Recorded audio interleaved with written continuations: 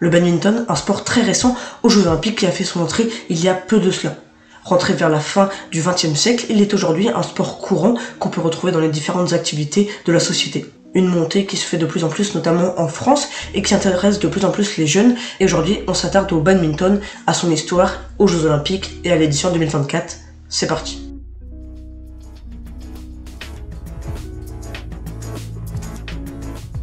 Salut les amis, j'espère que vous allez bien et bienvenue pour ce nouvel épisode pour parler badminton. Comme d'habitude, n'hésitez pas à vous abonner avant que ça commence pour me soutenir dans ce travail, cette chaîne YouTube. Tous les Jeux Olympiques seront à suivre là-bas, donc n'hésitez pas, toute l'intégralité sera à suivre. Et donc je remercie ceux qui iront et bon visionnage à vous, c'est parti. Le badminton, faut savoir que donc c'est un sport de raquette qui s'inscrit donc dans la liste de celle du tennis de table notamment. Ses origines sont encore un peu méconnues, mais elles sont tirées de l'ancien jeu qu'on appelait ça jeu de volant.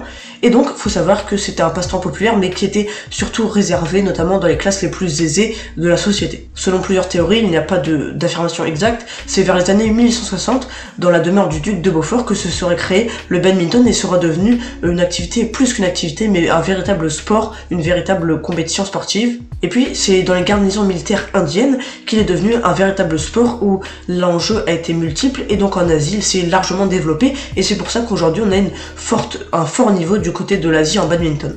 On a donc une diffusion par la suite, notamment vers l'Ouest et l'Europe, et on a eu donc notamment dans les colonies britanniques où cela a pu se développer, et donc ça s'est répandu ensuite, après les colonies britanniques, vers toute l'Europe, et puis vers l'entièreté de l'Asie, avec le reste à l'Est. Le badminton, tout simplement, c'est un sport de raquette, donc qui se pratique à 2 ou à 4, et qui donc se pratique également en intérieur. C'est un terrain qui va être divisé par un filet, et donc ça va se pratiquer avec un volant qu'on va taper avec la raquette, et le but est donc de pousser son adversaire à la faute ou d'inscrire le point tout simplement. Et généralement, les matchs sont 2 sets gagnants avec un set qui va jusqu'à 21 points. Si on passe maintenant à l'histoire olympique, c'est un sport qui est rentré plutôt tard comparé par exemple à l'aviron, et c'est un sport qui est rentré quand même globalement tard puisque à partir de 1972 aux Jeux Olympiques, c'était un sport uniquement de démonstration. Et donc on l'a en 1972 à Munich, et puis il va le revenir après quelques années plus tard lors des Jeux de Séoul en 1988, où là il sera à nouveau comme sport de démonstration dans le programme olympique. Son entrée va se faire globalement aux Jeux de Barcelone en 1992, donc à la toute fin du XXe siècle. On va donc avoir des épreuves de simple et de double, mais que ça soit homme ou femme, et on aura même des épreuves en mixte. Pour avoir les épreuves en mixte, on va attendre les Jeux d'Atlanta en 1996. Et globalement, comme on l'a vu, c'est les nations asiatiques qui dominaient et qui dominent encore donc ce badminton. Les athlètes asiatiques, c'est une stat qui est totalement affolante. Ils se partagent à eux, ils ont eu à eux 106 des 121 médailles possibles dans l'histoire olympique du badminton. C'est totalement dingue comme stat. Si on s'intéresse par exemple au tableau des médailles, on va avoir la Chine qui va avoir 47 médailles pour 20 titres notamment, suivi de l'Indonésie avec 21 médailles, et juste derrière la Corée du Sud avec 20 médailles, donc un trio asiatique sur ce podium. Ensuite, on va avoir un pays comme le Danemark avec 9 médailles, puis le Japon, puis le Taipei chinois. On a très peu de pays européens, enfin on en a quelques-uns, mais ils ont majoritairement très peu de médailles, à l'exemple de la Grande-Bretagne avec seulement 3 médailles, mais aucun titre, et l'Espagne par exemple, elle possède seulement un titre. Il faut savoir par exemple que la Chine a eu depuis 1992 des médailles à toutes les éditions, pas forcément en or, mais a eu au moins une médaille à chaque édition de badminton. Et donc il faut savoir aujourd'hui que en 1992 on avait 4 épreuves qui étaient 2 masculines et 2 féminines, donc le simple et le double, et aujourd'hui on a depuis Atlanta en 96, on a donc 2 épreuves masculines, 2 épreuves féminines, simple, double, et également une épreuve mixte à présent, qui se joue donc un double mixte. La France a participé aux 8 éditions, mais n'a jamais remporté de médaille en badminton. On espère que cette année, ça sera la bonne. On l'a dit, la domination chinoise est XXL, et depuis maintenant le début, ils ont remporté 38,8% des médailles disputées depuis les Jeux de Barcelone en 92. Et ils ont remporté un peu de la moitié des médailles d'or, 20 sur les 39 possibles. C'est tout simplement énorme comme domination. Il faut savoir que notamment lors de l'édition, il y a quelques années de cela, à Londres en 2012, les Chinois avaient remporté tout simplement les 5 titres, donc les 5 médailles d'or possibles, les 5 épreuves étaient revenues à des Chinois, une domination qui était ahurissante. À présent, pour Paris 2024, on aura donc 172 athlètes réunis dans la capitale parisienne pour se disputer les 5 épreuves. La compétition va s'étendre sur 10 jours. Elle commencera le samedi 27 juillet, le premier jour des épreuves, et se terminera le lundi 5 août 2024.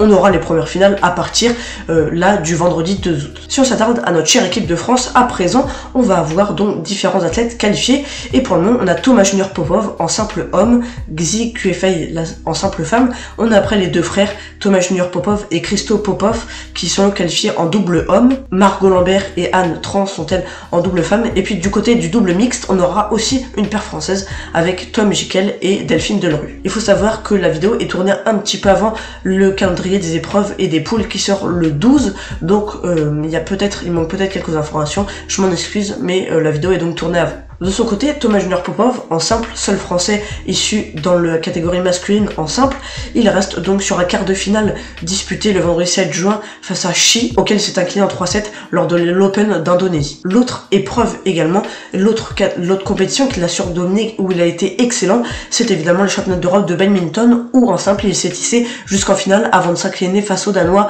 Antonsen en 2-7, 21-18, 21-13. Il avait été très bon et donc là ça a notamment conforté son billet pour Paris 2024. Également, vers la fin mars, il est allé jusqu'en finale du Masters d'Espagne où il s'est incliné face à Lo au Singapourien où il avait pris une manche, mais s'était finalement incliné dans ce Masters d'Espagne.